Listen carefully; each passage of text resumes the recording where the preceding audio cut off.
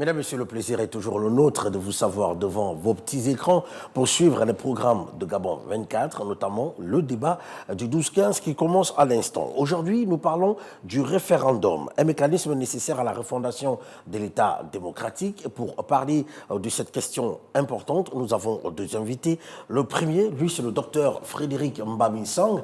Il est enseignant-chercheur au département de droit et sciences politiques à l'université Omar Bongo, mais également spécialiste des questions de sécurité. Monsieur Mbamisang, bienvenue.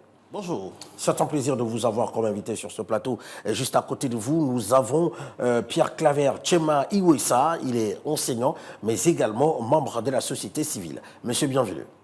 Écoutez, je remercie Gabon 24 pour cette opportunité qui nous permet les uns et les autres de pouvoir véritablement éclairer parce que nous sommes à la croisée de chemin. Nous allons le 16 novembre voter cette constitution. Nous avons des opinions, elles sont à la fois contradictoires, elles sont à la fois complémentaires, mais nous devons dire que seul le peuple a le dernier mot et que les questions d'interférence, les questions de pression, les questions de vouloir à tout prix que le oui ou le non puisse l'emporter ne devaient pas prévaloir. Ce qui doit prévaloir, c'est le Gabon, ce Gabon qui est à la croisée des chemins et qui doit véritablement repartir sur de nouvelles bases parce que le référendum est un rendez-vous véritablement qui doit donner l'opportunité à toutes les opinions gabonaises, à tous les citoyens gabonais de pouvoir se prononcer sur cette question, la question de ce projet de constitution pour qu'il en soit définitivement une constitution. Très bien. Là, c'était votre mot et vous allez garder la parole d'ailleurs. On pose la question de savoir, est-ce que ce référendum est un mécanisme nécessaire pour la refondation de l'État démocratique? Est-ce qu'il faut forcément aller au référendum pour espérer avoir un État démocratique? Monsieur Iwesa.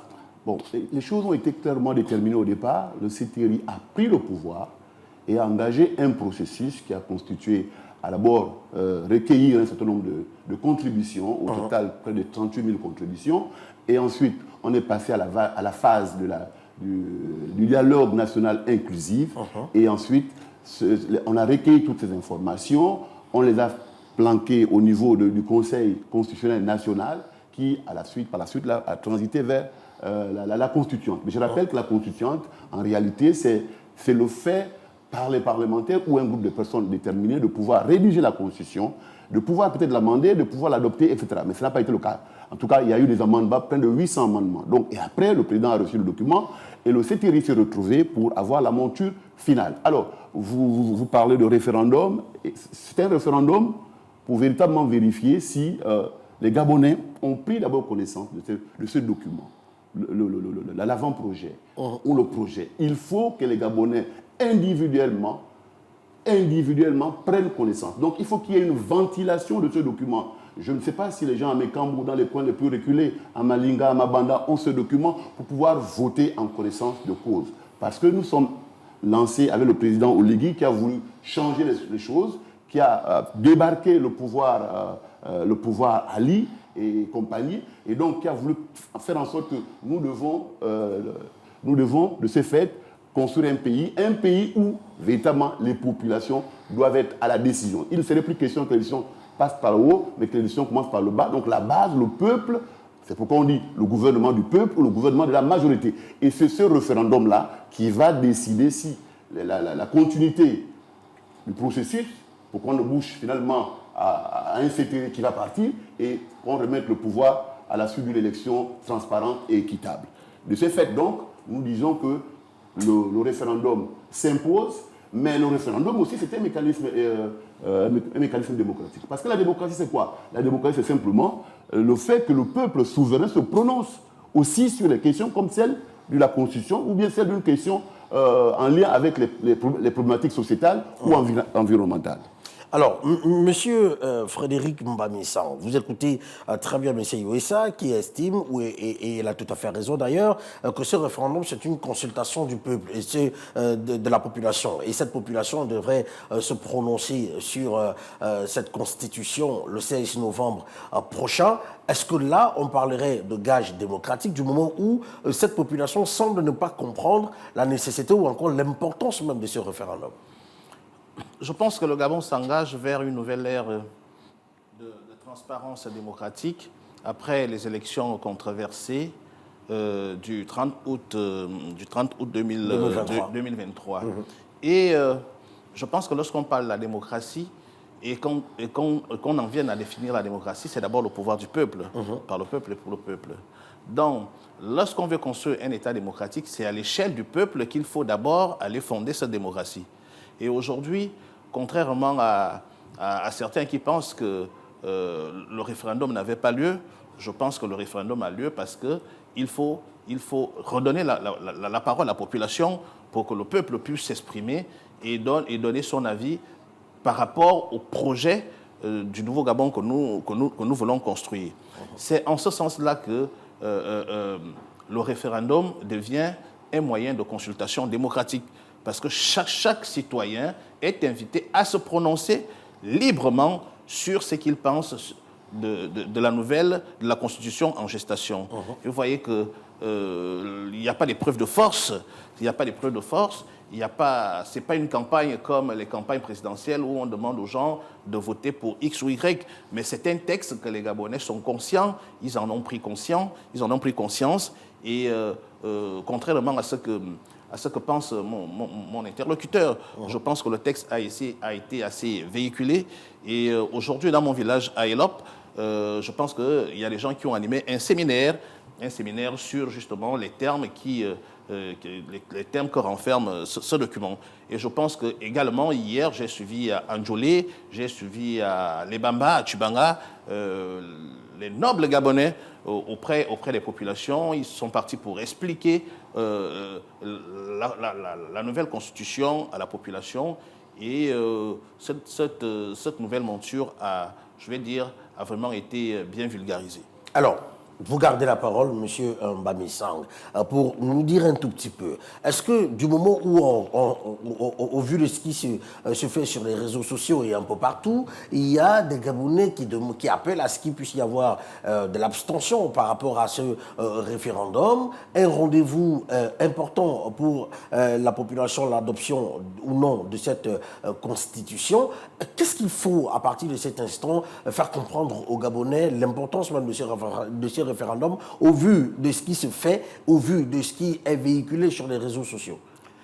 Vous savez, les réseaux sociaux sont un espace virtuel où chacun est libre de dire tout ce qu'il veut, sans pourtant tenir compte des réalités du pays. Certains sont aux États-Unis, certains sont en Chine, d'autres sont parfois au Canada, et ils sont libres de dire tout ce qu'ils veulent parce qu'ils sont éloignés des réalités du pays. Mais lorsqu'on vit au pays et qu'on connaît l'état du pays, on ne peut pas encourager le peuple à voter pour le non. En fait, j'ai juste envie de dire, pour ceux-là pour les partisans du non, qu'ils se trompent. Le Gabon a effectivement besoin de ce référendum pour se reconstruire aux yeux de l'international, pour que l'international puisse encore avoir confiance. Il va falloir que le peuple, de manière unanime, prouve qu'il est déterminé à vivre ensemble. Il est déterminé à se soumettre à une nouvelle constitution. Parce que si l'abstention l'emporte, vous voyez, c'est le peuple qui remet en cause le projet d'un nouveau Gabon. Et ça pose problème. Monsieur, ça veut réagir. Moi, je voudrais partir sur le postulat d'un grand auteur, Sonny Laboutansi, qui a écrit La parenthèse de sang, qui a écrit L'État honteux. Mais il a écrit surtout J'ai sous-signé cardiaque. Et donc, je lis un de ses extraits. Il dit, ici, voyez-vous, monsieur l'instituteur, je suis tout. Absolument tout. J'ai des sous, des millions, des milliards, et je m'en sers à dégonfler les autres. Je suis la loi, je suis le drapeau, et vous deviez vous soumettre. Vous aurez à m'obéir. Ceux qui sont dans la posture du non ou de l'abstention ont lu et relu et questionné ce projet. Ce projet, il faut le dire, et le président l'a dit dans l'adresse, nous devons être capables de bien lire entre les lignes, de bien interpréter le fond, la forme, de faire intervenir par exemple la sémiologie. Nous avons un exécutif hyper puissant avec le président qui a son vice-premier ministre du gouvernement, mais qui est le président du gouvernement. Vice-président de la République, pourquoi tant de gens pour cette affaire-là? Et nous avons la question centrale de la séparation des pouvoirs, de l'équilibre de pouvoir. Bien entendu, dans d'autres cieux, le Sénat, le Conseil économique, qui sont des institutions budgétivores. Parce que nous sommes là pour régler les problèmes des Gabonais. Nous avons, par exemple, le Conseil économique et social, où, quand vous voyez l'armature, ce sont les anciens dignitaires. M. Ali Akbar Onanga nous a dit, on ne fait pas du neuf avec du vieux. Aujourd'hui, par exemple, les gens sont sceptiques. Il y a des coordinations nationales, départementales, communales. Et quand on regarde ces gens-là, ce sont eux qui étaient aux affaires et qui nous ont créé beaucoup de révisions constitutionnelles indéfiniment et qui doivent aller à l'intérieur du pays avec l'argent du contribuable, à coups de millions, à coups de voitures, pour donner quel message? Je dis qu'il ne faudrait pas qu'on personnalise ce référendum. Le référendum ne concerne pas le président. Le président est au sommet de la pyramide. Sa neutralité s'impose. Il faut que les Gabonais se prononcent. Et il y a des Gabonais qui estiment, et on est en démocratie, puisque c'est ça la démocratie. Si M. Missan estime que si le non l'emporte et que ce ne serait pas un bon signe, au contraire, ça va démontrer de la vitalité, de la prise de conscience des Gabonais qui ne sont plus prêts à se faire rouler dans la farine. Parce qu'on a vécu ça, pas forcément depuis 2009, mais depuis 90, messieurs. Mais monsieur Iwessa, est-ce qu'on n'a pas l'impression que la société civile ou encore que les Gabonais eux-mêmes se laissent un tout petit peu manipuler? Parce que monsieur Mamissan le disait, il y a ceux peut-être qui disent tout et n'importe quoi sur les réseaux sociaux qui sont aux États-Unis, un peu éparpillés dans le monde, qui ne vivent pas la réalité du pays. Et que face à cette situation, il y a d'autres Gabonais qui prennent position sans même comprendre véritablement les enjeux. Ah ben, écoutez, vous savez, les gens sont libres des actes qu'ils posent. De notre point de vue, nous pensons que nous sommes dans ce que Oyemba, que Dieu et son âme disait, l'argent a pourri le Gabon. On a eu une société civile avant 2013, 2023, ou pendant 2023, avant l'élection présidentielle, qui était très active, qui était très écoutée, qui avait des problématiques importantes qui touchaient le bas peuple. Mais dès que cette société civile s'est retrouvée aux affaires, c'est de bonne guerre, à l'Assemblée nationale, à la Cour constitutionnelle, à quoi d'autre, au Conseil économique. Mais faisons le bilan de cette société civile. Elle a changé de discours. Mais il y a une société civile qui est restée imperturbable et qui pense que le Gabon peut aussi avoir des gens qui ne sont pas attachés au matériel, à l'argent. C'est ce qui tue le pays. Le pays, il faut le dire, c'est la question centrale de l'argent. Notre argent doit servir au développement. Notre argent ne doit pas servir, parce qu'avant, il fut un temps où on disait, à l'époque d'Ali Bongo, la transhumance politique.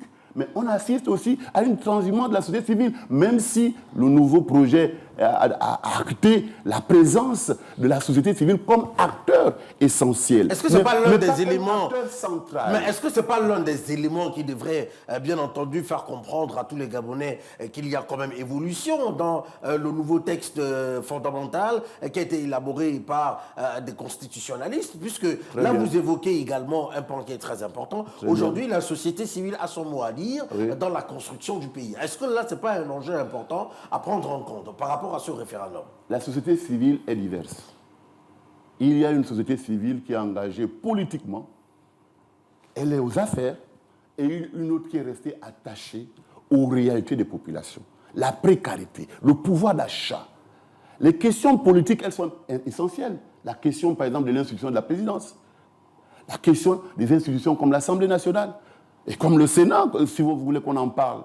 Mais en réalité, cette constitution devait régler les rapports, les liens. D'abord, le rôle de l'Assemblée nationale. Et les liens, c'est-à-dire le système relationnel entre la présidence de la République, l'Assemblée nationale, la présidence de la République et les autres institutions. Est-ce des rapports d'assujettissement, de dépendance, ou est-ce des rapports de complémentarité pour qu'on puisse arriver à un développement harmonieux de notre pays? Bon, M. Mamissan, sur cette question quand même que vient d'aborder M. Yvesson, on parle de la séparation de pouvoir dans la nouvelle constitution. Est-ce que là, cette séparation de pouvoir n'est pas bien définie pour les téléspectateurs qui sont à la maison, qui suivent clairement cette émission, parce que nous avons le rôle et la mission d'être pédagogues sur ce plateau et de permettre aux uns et aux autres de comprendre non seulement le bien fondé de ce référendum, de ce rendez-vous, de cette consultation populaire, mais aussi et surtout des éléments que dispose cette nouvelle constitution. On parle bien de la séparation de pouvoir dans la nouvelle constitution, M. Mamissan. Bien sûr, la question de la séparation du pouvoir est bien abordée dans cette nouvelle constitution. Mais vous allez constater que depuis qu'on a commencé cette émission, c'est toujours l'aspect politique qui vient en avant lorsqu'on parle de cette constitution, l'aspect politique. Et cela m'amène à rappeler qu'on parle justement de la constitution d'une nation. La constitution appartient à la nation, n'est-ce pas? C'est quoi la nation? Est-ce que la nation, c'est d'abord le régime politique? La nation, c'est le vivre ensemble. La nation, c'est un sentiment que nous développons les uns les autres afin de préserver le Gabon. Est-ce que cette constitution apporte des éléments pour consolider ce vivre ensemble? Bien sûr que cette constitution apporte les éléments pour consolider le vivre ensemble. Si on fait, par exemple, si on fait appel à l'article 26, 27 jusqu'à l'article 28, il y a même des valeurs de la nation qui sont dans le partage, l'amour, l'égalité. Cette même constitution prend en compte la veuve et l'orphelin. Cette même constitution prend en compte les personnes de troisième âge. Vous voyez qu'il y a bien des aspects positifs qui intéressent ma grand-mère qui est au village. Dans cette constitution, ce n'est pas tant la question de la séparation des pouvoirs qui est même incluse à l'intérieur de cette constitution, mais que certains ne veulent pas voir ou que certains interprètent en fonction justement de leurs aspirations. Et je voulais dire que si nous voulons résoudre la question du référendum au niveau de la société civile, on ne va pas s'en sortir, simplement parce que cette société civile à l'intérieur n'est même pas unanime. Vous voyez, Monsieur Moussa vient de le dire, que dans la société civile, il y a ceux-là qui sont pris par le désir de la nation et d'autres qui courent derrière des sommes d'argent. Donc si on réduit le référendum au niveau de la société civile, on n'aurait pas obtenu, nous n'allons pas obtenir le résultat escompté. Voilà pourquoi je voudrais plus insister sur les aspects qui concernent le vivre ensemble que propose cette nouvelle constitution, sur l'égalité, sur le travail, puisque vous savez que nous sommes aujourd'hui à plus de 34% du chômage. Que dit la constitution pour résoudre justement ce taux de chômage? Voici les questions qui intéressent les Gabonais. Et lorsque nous partons sur le terrain pour défendre cette nouvelle constitution, les Gabonais vont nous poser cette question et non pas la question de savoir pourquoi on a choisi tel et non pas tel pour aller défendre la Constitution. Là, nous rentrons justement dans un débat d'idées et plus encore d'idéologie, dans un débat de personnes qui n'apportent rien à la nation. Monsieur Oussa. Alors, je voudrais rappeler Très rapidement, au docteur que nous sommes au Gabon. La Constitution, c'est l'identité. Elle définit l'identité d'un pays et décide de l'ordre sociétal voulu. Nous avons, dans ce pays, appris qu'on avait 38 000 contributions. Question centrale, est-ce que ces 38 000 contributions sont le reflet de cette Constitution? Si tel est le cas, quel est l'intérêt de cet engouement-là, de cette frilosité-là, où le pays bouge? On a l'impression, c'est tout le monde qui est dans les commissions départementales et communales pour aller convaincre. Mais comment va-t-on convaincre les gens alors qu'on nous a dit que le dialogue national était inclusif du fait de la contribution des 38 000 contributions? Ça, c'est de un. De deux, M. Missant, docteur Missant, pour tout le respect que je vous dois, le respect scientifique, on nous a dit, mais écoutez, monsieur, je vais interpeller M. Biogué-Grégoire, qu'une constitution se lit, se relit, on va la lire, on va la relire et on va la questionner. On doit l'expliquer aussi. On va l'expliquer, pas par soi-même. Si on doit la questionner, on va voir le collège des pairs. Nous avons des constitutions dans ce pays. On ne peut pas avoir une interprétation à géométrie variable. On ne peut pas avoir des acteurs qui étaient au dialogue. Vous pouvez réagir, monsieur Qui sont au comité national constitutionnel, qui sont dans l'explication du document sur le terrain, qui sont encore au gouvernement, qui sont dans les commissions nationales, départementales et communales. Est-ce qu'il ne fallait pas mettre en place cette commission, monsieur Les Gabonais, les Gabonais sont habitués à aller au chevet des populations lorsqu'il s'agit des questions politiciennes. Vous comprenez? Et aujourd'hui, lorsqu'on mobilise des équipes pour aller expliquer aux populations le bien fondé de la Constitution, ça pose effectivement, effectivement problème. Ce sont eux qui ont contribué à l'élaboration des contributions. Je rappelle que le dernier référendum qu'il y a eu au Gabon date de 1962. Tout à fait. Vous voyez, il y a des générations qui se sont succédées et qui ne connaissent même pas ce qu'on appelle un référendum, n'est-ce pas? Même s'ils ont envoyé leur contribution. Mais je pense que l'approche pédagogique, l'approche politique pédagogique qui s'y est, c'était encore de mobiliser les équipes pour dire, par rapport à ce que vous avez proposé, voici ce que nous avons la constituante a retenu, et voici les enjeux de cette constitution. Voilà pourquoi il y a une mobilisation à travers le territoire. Ça n'a rien à voir d'enjeux politiques, ça n'a rien à voir d'enjeux politiciens, mais c'est plutôt le fruit d'une réflexion pédagogique qui voudrait que lorsque un document de cette envergure s'impose, ceux qui ont la possibilité de lire, parce que tout le monde ne sait pas lire, ceux qui ont la possibilité, qui savent lire et qui peuvent bien interpréter la Constitution, partagent avec les autres. Alors, voilà le sens de l'engouement. Monsieur Wissa, oui. Pourquoi trouvez-vous qu'il existe un problème quand on met en place des commissions capables d'interpréter et d'expliquer cette Constitution à des personnes qui sont à l'arrière-pays, et pas seulement? Bien, nous avons un certain nombre de questionnements. Les 38 000 contributions sont le fruit de quoi? Géographiquement, on peut les répartir. Le dialogue national et inclusif. Nous avons la commission politique, par exemple. Parce que la politique, c'est le baromètre, c'est elle qui enclenche les politiques économiques et autres. La preuve, nous avons Donald Trump aujourd'hui qui a été élu. Il a été élu à 78%. Et nos constitutionnalistes au Gabon ont dit qu'il fallait avoir 35 ans au moins et 70 ans. Pourquoi? Pourquoi 70 ans? Pourquoi on ne peut pas aller au-delà? On nous a trouvé des subterfuges. Donald Trump a 78 ans aujourd'hui, c'est la première puissance économique et militaire. Donc, nous pensons que nous connaissons dans ce pays. Il n'y a pas plus intelligent et plus instruit, et d'ailleurs même nos universitaires vont dans les quartiers, dans les villages.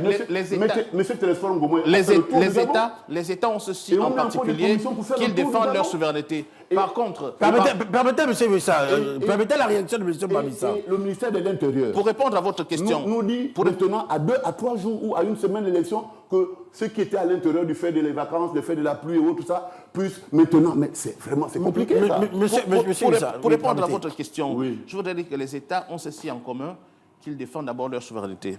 Ça, c'est un principe. Mais sauf que chaque État est libre de mettre en place une organisation politique en fonction de ses aspirations. De ce point de vue, la comparaison établie avec les États-Unis ne tient pas. Le Gabon a ses problèmes, le Gabon a ses cultures, le Gabon a ses traditions. Donc, nous devons penser notre propre fonctionnement politique. Il y a longtemps, on nous reprochait le principe du mimétisme politique. Est-ce qu'aujourd'hui, vous nous parlez de régime présidentiel. Le il est hybride, ce régime. Il correspond à quoi? Il va être à l'étude dans les universités des autres? Ou bien il est le fait de l'opportunisme d'un certain nombre d'intellectuels gabonais? Bon, il peut être un cas école. Il peut être un cas école. Oui. Et vous faites sciences politiques à l'UOB, donc vous allez amener ça à l'UOB? Monsieur Wissa, non, je voulais boucler pour dire que nous avons dans ce pays des gens qui vont voter oui et d'autres qui vont voter non. Mais il faut éviter cette pression médiatique où on a des espèces de commissions nationales, départementales et communales pour le oui. Et où est la commission départementale, régionale et provinciale pour le non? Non, ça pose problème. Mais monsieur, est-ce que ces commissions qui sont mises en place... La question que je vous pose, monsieur Wissa, qui est-ce que ces commissions qui ont été mises en place sont des commissions pour le oui? Ou bien ce sont des commissions pour expliquer simplement la Constitution? Monsieur Ndansima, hier ou avant-hier, a réuni ce monde-là à Rambo. Et vous étiez... Moi, je vous ai vu... Pas pour le oui. Pas pour le oui. Bon, lui-même, il avait le oui et tout le monde avait le oui. Monsieur Ndansima a réuni les commissions hier, pas pour le oui. Et la commission nationale, mais pour mieux expliquer aux populations le bien fondé de la nouvelle Constitution. Monsieur Bamissa, il y a quand même une question qui parfois qu'on évite souvent ou qu'on oublie souvent de poser, mais qui mériterait qu'on la pose tout de même. Il nous reste 2 minutes. Qu'adviendra-t-il si le non l'emporte? Ce que je voudrais dire aux Gabonais, c'est que notre seul ennemi, lorsque nous partons au référendum, c'est d'abord de lutter contre le taux d'abstention et de lutter contre le non. Parce que le monde, l'international nous observe. Ce qui fait la force d'un pays, c'est la capacité de ses enfants à pouvoir décider ensemble. Parce que lorsque nous sommes unis, les opérateurs économiques peuvent investir librement et tranquillement au Gabon. Lorsque nous ne sommes pas unis, lorsque nous avons des avis très très divergents, il y a de fortes chances que les opérateurs économiques ne puissent investir au Gabon. Le CTRI est de passage, le référendum reste. Le référendum marque le processus de construction d'un État démocratique.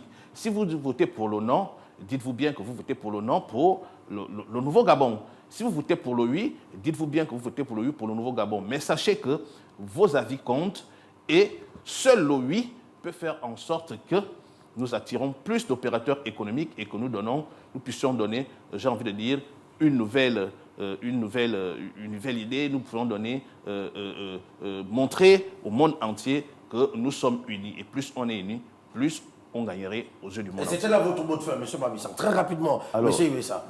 Rapidement. Je voudrais, de cette tribune, dire aux uns aux autres, à commencer par le président de la transition, pour lui dire bravo d'avoir fait débarquer ce pouvoir-là, qui a précarisé, qui a abîmé le pays, et le Gabon a été complètement perdu. Vous êtes arrivé, Monsieur le Président, nous souhaitons vivement que ce référendum soit l'expression de la volonté populaire, de la volonté des Gabonais.